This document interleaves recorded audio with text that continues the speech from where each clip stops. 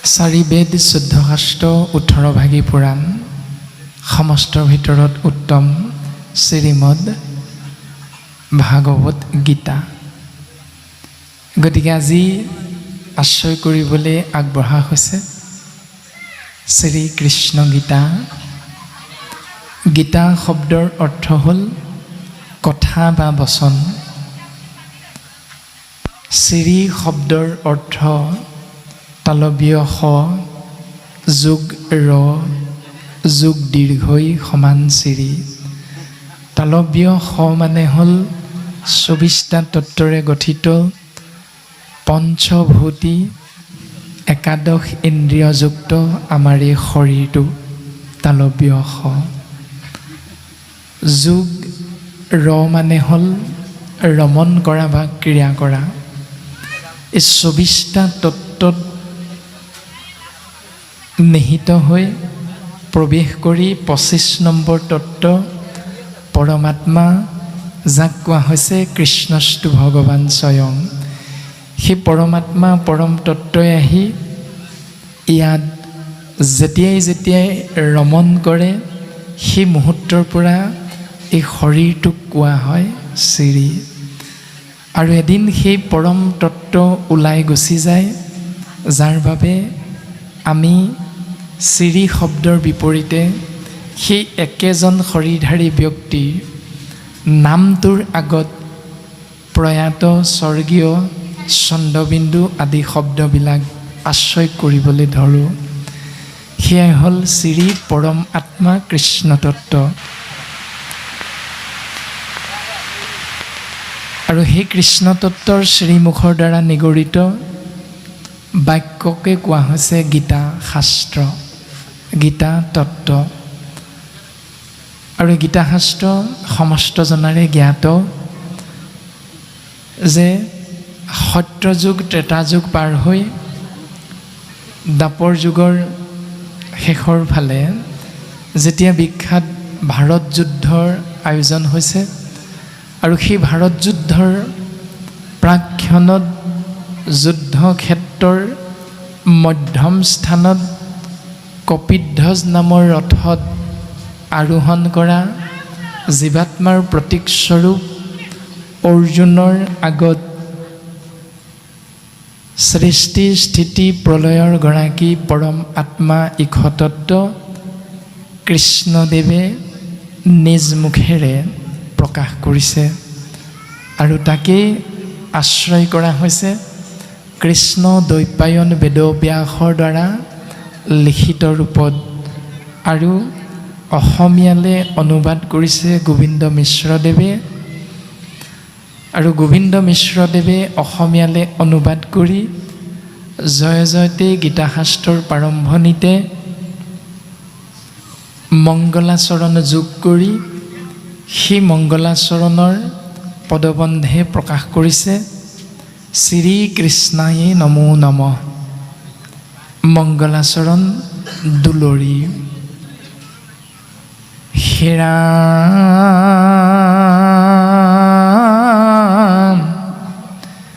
প্ৰথমে গুৰুক কৰো প্ৰণিপাত শিৰদিয়া চৰণত যাৰ উপদেশে জ্ঞানৰ প্ৰকাশে গুচিলয় বিদ্যা যত ৰাম ৰাম শুদ্ধ সত্যমতী কৃষ্ণত ভকতি পাদ পদ্মে নিষ্ঠা যাৰ ধৰি সদ্মৰূপ মহাভাগৱত লোকক কৰা নিস্তাৰ।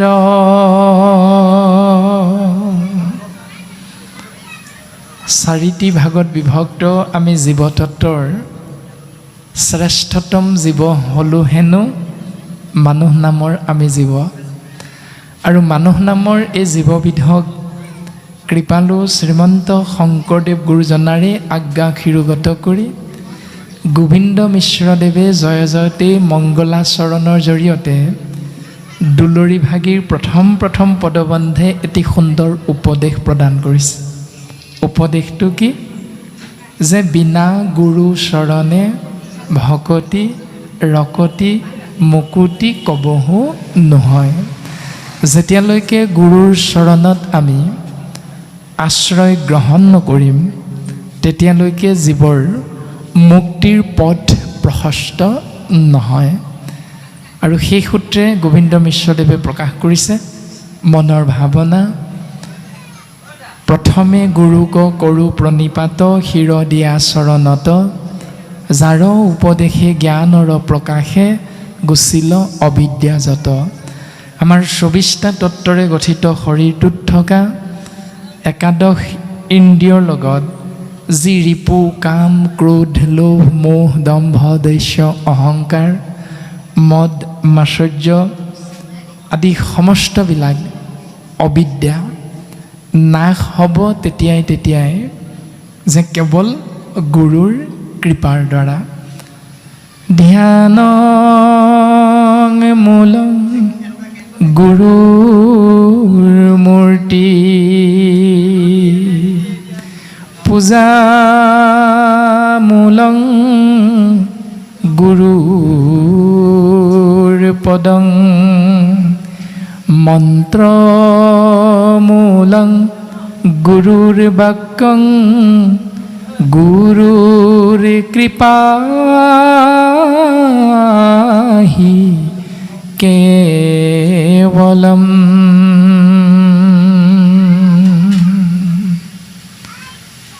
যদি অবিদ্যা নাশ হোৱাটো আমি প্ৰত্যেকেই চিন্তা কৰোঁ, ইচ্ছা কৰোঁ, তেতিয়াহ'লে গুৰুৰ কৃপা লাগিবই। গুৰুৰ কৃপাহি কেৱলম। কিন্তু গুৰুৰ কৃপা সহজতে পোৱা বস্তু নহয়। গুৰুৰ কৃপাৰ দ্বাৰা অবিদ্যা নাশৰ বাবে যদি শাস্ত্ৰৰ উপদেশ আমি আশ্ৰয় কৰিব বিচাৰিছোঁ তেতিয়াহ'লে প্ৰথম আমাৰ কৰ্ম হ'ল ধ্যানং মূলং গুৰুৰ মূৰ্তি। আমি গুৰুৰ অৱয়ব, গুৰুৰ ৰূপ আমি ধ্যানত আশ্ৰয় কৰিব লাগিব। তাৰ পাছতে পূজা মূলং গুৰুৰ পদং। যদি আমি পূজা কৰিব বিচাৰোঁ তেতিয়াহ'লে ৩৩ কোটি দেৱ দেৱতাৰ পূজাৰ কথা নাই কোৱা। যদি পূজা কৰা বা সেৱা কৰা তেতিয়াহ'লে একমাত্ৰ গুৰুৰ চৰণ যুগল হৃদয়ত তুমি চিন্তা কৰিব লাগিব। এইটো হ'ল শাস্ত্ৰসন্মতে মনুষ্যৰ মংগলৰ অৰ্থে আশ্ৰয় কৰিব লগা পূজা বা সেৱা। তাৰ পাছতে যদি মন্ত্ৰ উচ্চাৰণ কৰিলেহে জীৱৰ মংগল হয় তেতিয়াহ'লে মন্ত্ৰ এটাই, সেয়া হ'ল গুৰুৰ বাক্যম। যে গুৰুৱে আমাক যি বাক্য শিকাই দিব সেই বাক্যকে আমি মন্ত্ৰ হিচাপে আশ্ৰয় কৰি যদি জীৱনৰ প্ৰত্যেক মুহূৰ্ততে আমাৰ জীৱনটো আগবঢ়াই নিবলৈ সেই ব্যৱস্থাটো পালন কৰোঁ, নিশ্চিত ৰূপত জীৱৰ মংগল সাধন হয়। আৰু এয়াই হ'ল গুৰুৰ কৃপা। এতিয়া তাকে আশ্ৰয় কৰিবলৈ যাওঁতে হিৰণ্যকশিপুৰৰ 4 পুত্ৰৰ ভিতৰত কশিপুত্ৰ 4 পুত্ৰ ভিতৰত বৈষ্ণৱ হ'ল প্ৰহ্লাদ। আৰু সেই প্ৰহ্লাদে মাতৃ কায়াধুৰ গৰ্ভতে দেৱঋষি নাৰদৰ কৃপাধন্য হৈ ভগৱন্ত পুৰুষৰ নিৰ্গুণ নাম আশ্ৰয় কৰি জগতত ভক্ত হিচাপে নিজৰ চিনাকি ৰাখি থৈ গৈছে। আৰু 5 বছৰ বয়সতে আমাৰ দিহানামতো এজোকা এনেধৰণে আশ্ৰয় কৰা হয়। হীৰাম মাতৃৰ গৰ্ভতে প্ৰহ্লাদে ৰাম নাম পালে, নাম হৃদয়তে থলে। এই ৰাম পঞ্চ বয়সতে প্ৰহ্লাদে ৰাম নাম গালে, বান্ধৈ হৰি নাম গালে। এই ৰাম শুনি দৈত্যপতি, দিলে নানান শাস্ত্ৰী। ৰাখে হৰি মাৰে কোনে, মাৰে হৰি ৰাখে কোনে। অৰ্থাৎ হৰিয়ে নাৰাখিলে কি জৰিয়ে ৰাখিব। গতিকে মাতৃ গৰ্ভতেই প্ৰহ্লাদে সেই ৰাম নাম বস্তু আশ্ৰয় কৰিছে, আৰু সেই ৰাম নাম আশ্ৰয় কৰি তাকেই মন্ত্ৰমূলং গুৰুৰ বাক্য হিচাপে এই সংসাৰত যেতিয়া পিতৃয়ে শুক্ৰাচাৰ্যৰ দুই পুত্ৰ খণ্ড আৰু অমৰ্কৰ ওচৰত শিক্ষা গ্ৰহণৰ বাবে পঠিয়াই দিছিল, তেতিয়াই সেইখিনি সময়ত বামানয় শাস্ত্ৰ আশ্ৰয় নকৰি, খণ্ডামৰ্কই যিহেতু বামানয় শাস্ত্ৰ শিশুসকলক শিক্ষাৰ্থীসকলক প্ৰদান কৰিছিল, কিন্তু প্ৰহ্লাদৰ মনে তাংক নমানন্ত ভাল, মনেৰে সেইটো আশ্ৰয় কৰা নাছিল। আৰু আশ্ৰয় নকৰি তেওঁ লগৰীয়াসকলক শিক্ষা প্ৰদান কৰিছিল, উপদেশ প্ৰদান কৰিছিল যে বৈষ্ণৱৰ সংগ যিটো লৈবা প্ৰথমত, গুৰু মানি শুশ্ৰূষা কৰিবা ভালমত। আমাৰ 24টা তত্ত্বৰে গঠিত শৰীৰটোত থকা 11টা ইন্দ্ৰিয়ৰ শ্ৰেষ্ঠতম ইন্দ্ৰিয়টোৰ নাম হ'ল মন। সেইকাৰণে গুৰুজনাই কীৰ্তনত লিখিছে প্ৰহ্লাদ চৰিত্ৰত, ও দুৰাচাৰ মন মূৰ, ৰাম হৰি বোল। ও ৰাম হৰি বোল মন, ৰাম হৰি বোল। হেৰৌ মন, তই যিহেতু দুৰাচাৰী, সেইকাৰণে তই আচাৰী হ'বলৈ হ'লে কেৱল এটা কৰ্মক, এটা চিন্তাক, এটা ব্যৱস্থাক নিৰন্তৰে আশ্ৰয় কৰিব লাগিব, পালন কৰিব লাগিব। তাৰ নাম হ'ল ৰাম কৃষ্ণ হৰি বিষ্ণু, জগত প্ৰসিদ্ধ নাম। আৰু সেই দুৰাচাৰী মনটোক ৰাম কৃষ্ণ হৰি বিষ্ণু নাম আশ্ৰয় কৰিলেহে যে আচাৰী হ'ব পাৰে, সেই শিক্ষা 5 বছৰ বয়সতে প্ৰহ্লাদে তেওঁৰ লগৰীয়াসকলক প্ৰদান কৰিছিল যে বৈষ্ণৱৰ সংগ লৈবা প্ৰথমত। আমি প্ৰথম মংগল সাধনৰ বাবে বৈষ্ণৱৰ সংগ আশ্ৰয় কৰিব লাগিব, আৰু তেওঁলোকৰ সংগত আশ্ৰয় কৰি তেওঁলোকক গুৰুৰ মান্যতা প্ৰদান কৰি তেওঁলোকে দিয়া উপদেশক আমি শিলৰ ৰেখাৰ দৰে পালন কৰিবলৈ চেষ্টা কৰিব লাগিব, যে মন্ত্ৰমূলং গুৰুৰ বাক্য। আৰু সেই সূত্ৰে গোবিন্দ মিশ্ৰ প্ৰভুজনাই খুব সুন্দৰভাৱে আমাক উপদেশ প্ৰদান কৰিছে। প্ৰথমে গুৰুক কৰোঁ প্ৰণিপাত, শিৰ দিয়া চৰণত, যাৰ উপদেশে জ্ঞানৰ প্ৰকাশে, গুচিল অবিদ্যা যত। আমাৰ শৰীৰটোত যিমানবিলাক অবিদ্যা আছে, অজ্ঞানতা আছে, সমস্ত অজ্ঞানতা নাশ কৰি পোহৰৰ পথ দিব পাৰে কেৱল গুৰুৰ বাক্যৰ দ্বাৰা, গুৰুৰ উপদেশৰ দ্বাৰা। সেইকাৰণে গুৰু শব্দৰ অৰ্থ হ'ল গয়ু, গু মানে আন্ধাৰ, ৰয়ু ৰু মানে কান্তি বা পোহৰ। যাৰ উপদেশ মৰ্মে জীৱই আন্ধাৰৰ পৰা পোহৰৰ দিশটো লাভ কৰিব পাৰে, তাৰ নামেই হ'ল গুৰু। আৰু সেই গুৰুৰ চৰণত আশ্ৰয় কৰিবলৈ যাওঁতে আমাৰ মনৰ ভাৱনা কেনেকুৱা হ'ব লাগিব?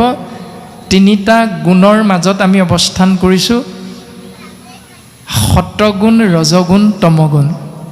এতিয়া তিনিওটা আসুৰিক স্বভাৱ বুলি কৈছে। নামঘোষা শাস্ত্ৰত মাধৱ গুৰুজনে সেই কথাটো খুব সুন্দৰভাৱে কৈছে। সত, ৰজ, তম তিনি গুণ কেৱলে আসুৰি মাত্ৰ। এই তিনিওটা গুণেই জীৱৰ মুক্তিৰ পথ প্ৰশস্ত কৰিব নোৱাৰে। এটাৰ দ্বাৰাহে জীৱৰ মুক্তিৰ পথ প্ৰশস্ত হয়, সেয়া হ'ল শুদ্ধ সত্ববৃত্তি দৈৱৰ সম্পত্তি। এইটো কেৱল জীৱই ভাগ্যৰ বলতহে লাভ কৰিব পাৰে। ভাগ্য নিৰ্ভৰ কৰিব কৰ্মৰ ওপৰত। তোমাৰ কৰ্ম কেনেধৰণে আশ্ৰয় কৰিছা, কি চিন্তাক অগ্ৰাধিকাৰ দি তুমি কৰ্মক আগবঢ়াই নিব বিচাৰিছা, তাৰ দ্বাৰাহে তুমি শুদ্ধ সত্ববৃত্তি লাভ কৰিব পাৰিবা। আৰু তাৰ দ্বাৰা কৃষ্ণত ভকতি হ'ব। কৃষ্ণত ভকতি হ'লে জীৱৰ মংগল সাধন হ'ব। সেইকাৰণে গুৰুজনাই লিখিছে যে মংগলাচৰণ অৰ্থাৎ মংগল যোগ আচৰণ সমান মংগলাচৰণ। যদি মংগল বিচাৰোঁ, আমাৰ আচৰণটো তেনে হোৱাটো উচিত। কেনেকুৱা? যেনেকৈ শাস্ত্ৰৰ পদে আমাক উপদেশ দিছে। আচৰণখিনি যোগ হ'ব ক'ত? 11টা ইন্দ্ৰিয়ৰ লগত। 11টা ইন্দ্ৰিয় চকু, কাণ, নাক, মুখ, হাত, ভৰি, গুহ্য লিংগ, মন আদিকে ধৰি 11টা ইন্দ্ৰিয়ৰ যি ধৰ্ম, সেই ধৰ্ম শাস্ত্ৰৰ লগত মিলিছেনে নাই মিলা, তাৰ ওপৰতে নিৰ্ভৰ কৰিব যে মংগল যোগ আচৰণ যদি শাস্ত্ৰসন্মতে হৈছে, তেতিয়াহ'লে আমাৰ মংগল নিশ্চিত। যি ধৰণে শৰীৰটোৰ বেমাৰ হোৱাৰ লগে লগে আমি বেমাৰটো নিৰাময় কৰিবলৈ মেডিকেললৈ যাওঁ, ডাক্তৰৰ কাষলৈ যাওঁ। ডাক্তৰে যেতিয়া কয়, প্ৰেছক্ৰিপশ্যন এখনত কেইটামান নিয়ম লিখি দিয়ে যে এইকেইটা দৰৱ ৰাতিপুৱা খালী পেটতে এটা খাব, তাৰপাছত দিনত কিবা অকণমান খাই তাৰপাছত এইটো টেবলেট খাব, তাৰপাছত ৰাতি আকৌ এইটো টেবলেটকে আকৌ এবাৰ খাব, অৰ্থাৎ 24 ঘণ্টাত দুবাৰ খাই উঠি আৰু খালী পেটত এইটো আকৌ জুলীয়া কিবা এটা দিব। এনেধৰণে নিয়মকেইটা লিখি দিয়াৰ পাছত ডাক্তৰৰ সন্মুখত হ'ব ছাৰ, হ'ব ছাৰ, হ'ব ছাৰ বুলি ক'লোঁ।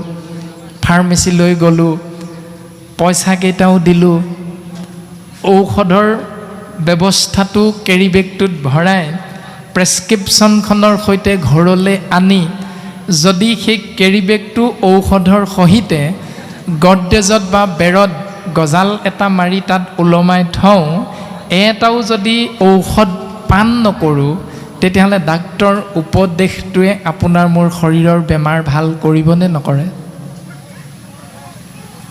ডাক্তৰে ক'লে কাণেৰে শুনিলোঁ আৰু প্ৰতি সেৱাভাগো ক'লোঁ যে হয় ছাৰ, হয় ছাৰ, আপুনি কোৱাটো আমি পালন কৰিম।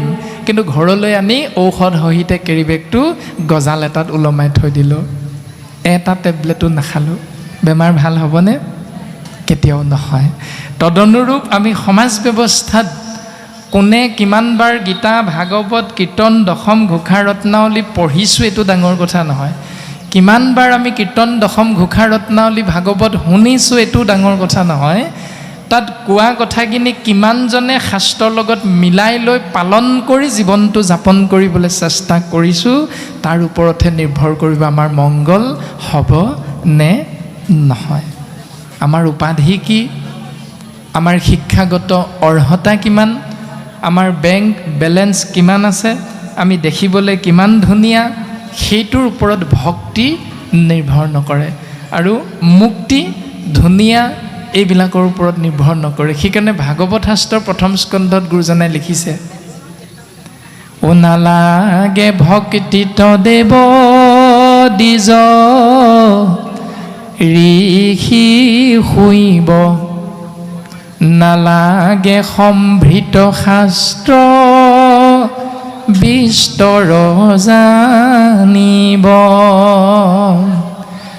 তপ জপ তীৰ্থ ব্ৰত সবে বিৰম্বন, কেৱল ভক্তিত তুষ্ট সন্ত নাৰায়ণ।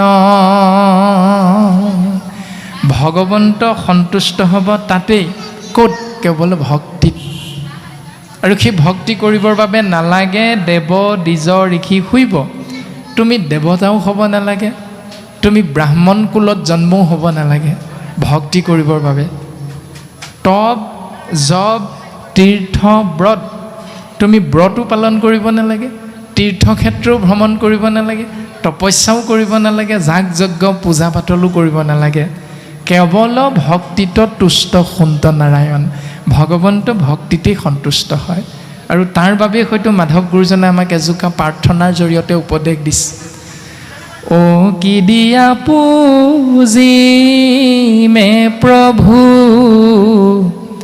শৰণে মুৰাৰী তোমাৰ সেৱাৰ বস্তু নাপালো বিচাৰি হে প্ৰভু তোমাক সেৱা কৰাৰ ইচ্ছা আছিল বহুত কিবা কিবি দি কিন্তু তোমাক সেৱা কৰাৰ বস্তুই পৃথিৱীত বিচাৰিয়ে নাপালোঁ নহয় তো গুৰুজনাই ক'লে বিচাৰি নাপালোঁ আৰু আপুনি আমি সমাজ ব্যৱস্থাত যিখিনি কৰ্ম কৰোঁ সেই কৰ্মখিনিত কিন্তু ওলোটাটো হয় অৰ্থাৎ নাপালোঁ বিচাৰিৰ বিপৰীতে আমাৰ কৰ্মত কি যোগ হৈছে তোমাৰ সেৱাৰ বস্তু পালোহে বিচাৰি আমাৰ কৰ্ম এনেকুৱা হৈ আছে যদি বিচাৰি নাপালোহেঁতেন তেতিয়া আপুনি আমি মাটিৰ চাকি গছ নানিলোহেঁতেন যদি আপুনি আমি বিচাৰি নাপালোহেঁতেন তেতিয়াহ'লে আপুনি আমি গুৱা পাণটোত 100 টকা অৰিহণা দিব লাগে বুলি বাধ্য নকৰিলোহেঁতেন এতিয়া আমি বিচাৰি পাইছোঁ 100 টকা দিলেই ভগৱান সন্তুষ্ট হ'ব আমি বিচাৰি পাইছোঁ যে 20 কেজি মাহ আনিলেই সন্তুষ্ট হ'ব আমি বিচাৰি পাইছোঁ যে 15 কেজিমান 2 মোনমান দৈ গাখীৰ দিলেহে ভগৱন্ত সন্তুষ্ট হ'ব এতিয়া আমাৰ কৰ্ম হৈ আছে তেনেকুৱা শাস্ত্ৰই কৈছে এক ধৰণে আৰু আপুনি আমি মংগল বিচাৰি পালন কৰিছোঁ অন্য এক ধৰণে গতিকে মন্ত্ৰমূলং গুৰুৰ বাক্যং গুৰুৱে দিয়া সেই বাক্যক মন্ত্ৰ হিচাপে আশ্ৰয় কৰিবলৈ যাওঁতে আমাৰ ক'ৰবাত কেনেবাকৈ সমাজ ব্যৱস্থাৰ নীতি নিয়ম ভুল পথেৰে পৰিচালিত হৈছে নেকি এইখিনিও আমি আলোচনা কৰাটো প্ৰয়োজন এনেধৰণে শ্ৰীকৃষ্ণ গীতা অৰ্থাৎ ভগৱন্ত পুৰুষৰ শ্ৰীমুখৰ দ্বাৰা নিগৰিত পৰম সত্য বস্তুক আশ্ৰয় কৰি যেতিয়ালৈকে জীৱন আগবঢ়াই নিনিম তেতিয়ালৈকে জীৱৰ মংগল সাধন নহয় এতিয়া গীতা বা ভাগৱত কোনে কৈ আছে বুলি ক'লে আমি যদি চিন্তা কৰোঁ ভাগৱতৰ 2য় স্কন্ধৰ প্ৰথম পদৰ মাজৰ ফালে গুৰুজন বস্তুৱে উল্লেখ কৰিছে ও ৰাম বৈকুণ্ঠৰ শাস্ত্ৰ কৃষ্ণ মুখৰ বচন আৰু কি তত্ত্বক পাই যেই হে জন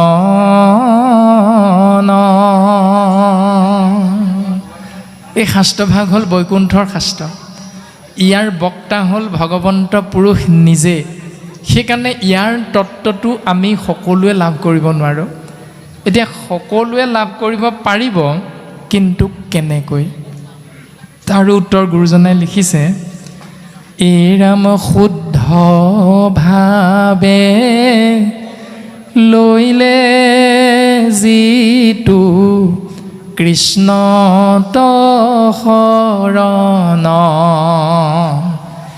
ভকতিৰ প্ৰভাৱে নিৰ্মল ভৈল মন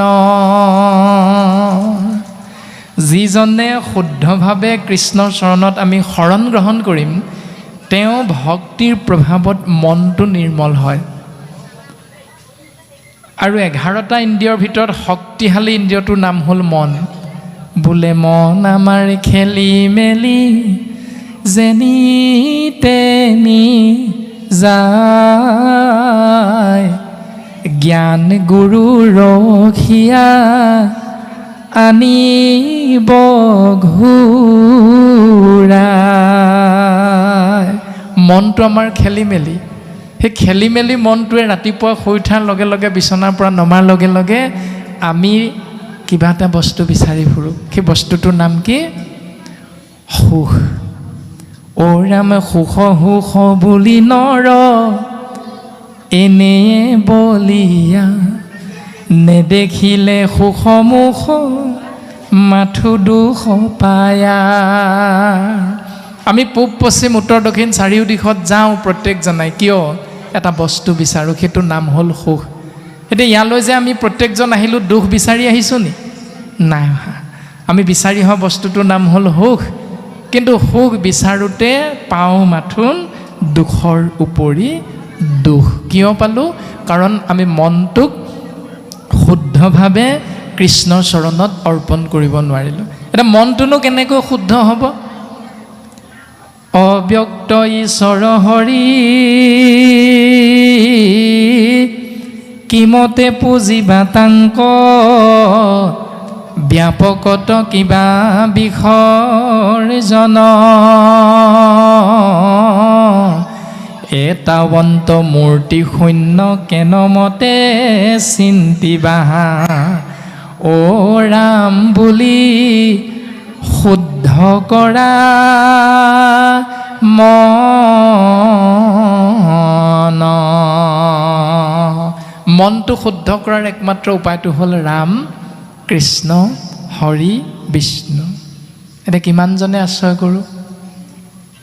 যদি আশ্ৰয় কৰিছোঁ, যদি আশ্ৰয় নাই কৰা, তাৰ বিষয়ে ভাগৱতৰ প্ৰথম স্কন্ধৰ পদত কৈছে, অ যিটো বাইকে নাই নাম কৃষ্ণৰ চৰিত্ৰ, উচিষ্ট গৰ্তটো কৰি সি অপবিত্ৰ।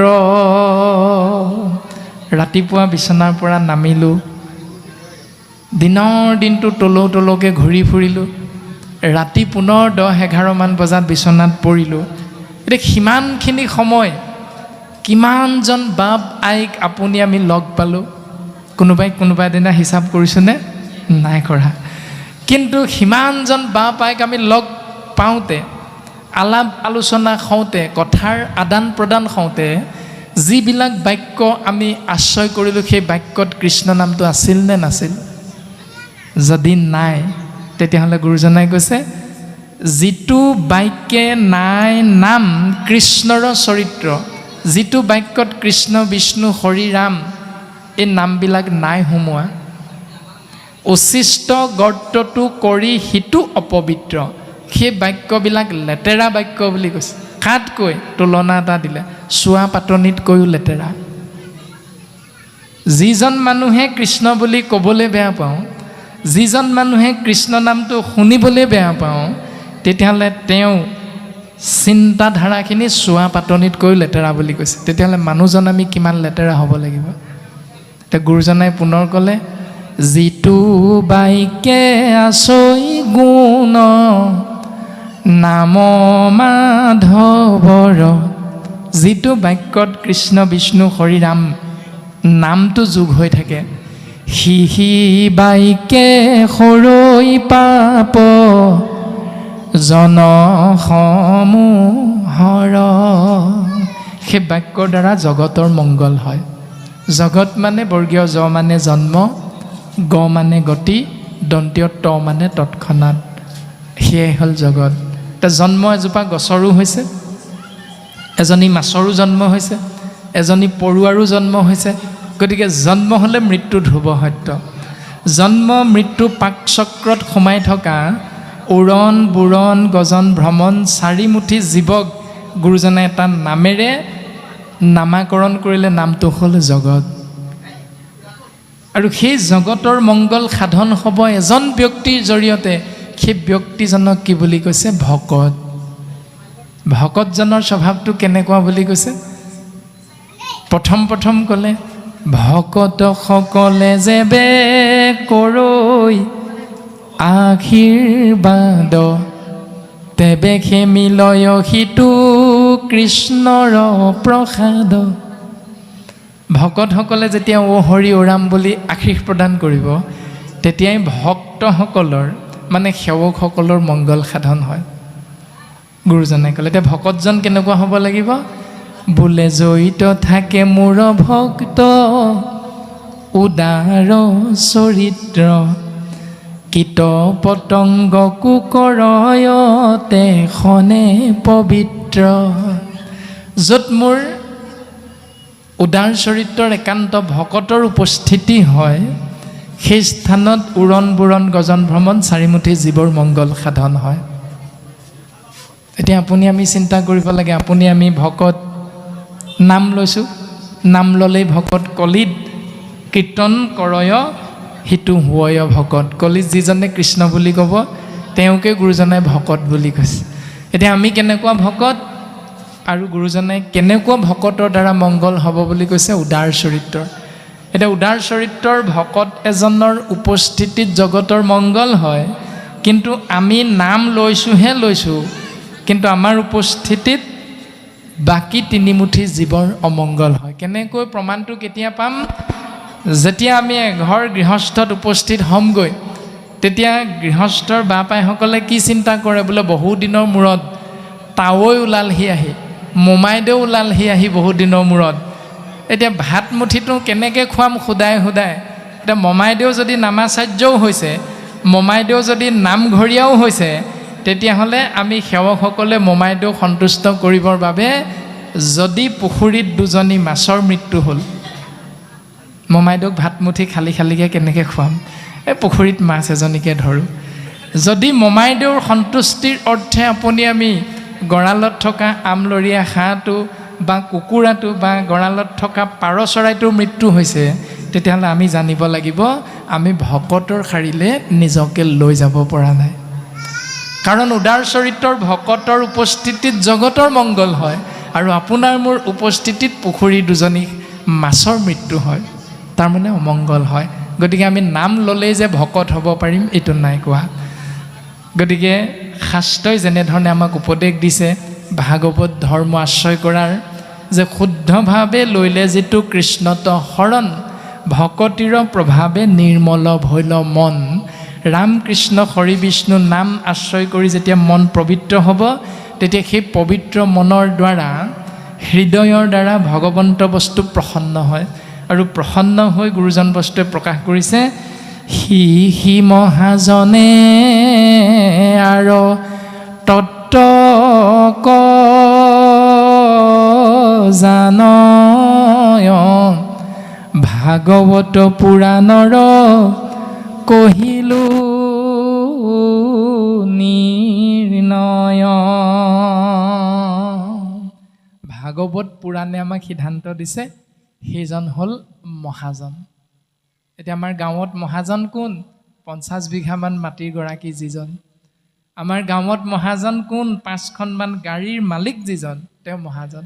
কিন্তু শাস্ত্ৰই কৈছে সেইজন মহাজন ও হৰিত শৰণ লয়া যিটো জন,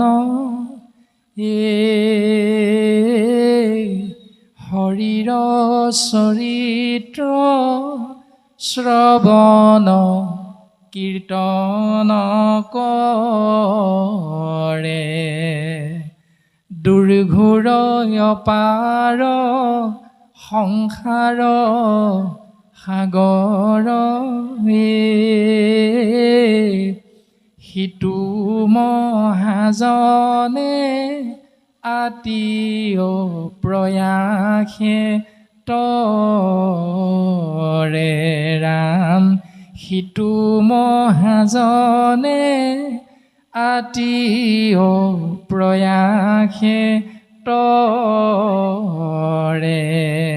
সেইজন মহাজন যিজনে হৰিনাম শ্ৰৱণ কৰে, কীৰ্তন কৰে। এতিয়া আমি শ্ৰৱণ ঠিকেই কৰি আছোঁ, কিন্তু কীৰ্তন নকৰোঁ। কোনোবাই যদি কৃষ্ণ এগৰাকী, আপোনাৰ মোৰ মুখত কৃষ্ণটো নোলায়, কি বুলি কওঁ? হ'ব দিয়ক। আপুনি মই তেনেকৈ কৈ বেছি ভাল পাওঁ। তাৰমানে আমি পূৰ্ণাংগ ৰূপত কৃষ্ণ নাম শ্ৰৱণ কৰিছোঁ যদিও তাৰ পৰা লাভটো উঠাব পৰা নাই। কিয়? তাৰ বিষয়ে গুৰুজনাই কৈছে, কাকতুল্য কামী পুৰুষৰ তাতৰ ৰতি, একান্ত ভক্তৰ নাই অভিলাষমতি। যিজন একান্ত ভকত তেওঁ সেইবিলাক ভাল নাপায়, আৰু যিজনে সেইবিলাক ভাল পায়, কৃষ্ণ নামটো বেয়া পায়, তেওঁ কাকতুল্য বুলি কৈছে, অৰ্থাৎ কাউৰী বুলি কৈছে। এতিয়া আমি কাউৰীনে, ভেকুলীনে, ছাগলীনে, গাধনে, কুকুৰ, তাৰ বিষয়ে ভাগৱতৰ পদবন্ধত আমাক সুন্দৰভাৱে উপদেশ প্ৰদান কৰি আছে।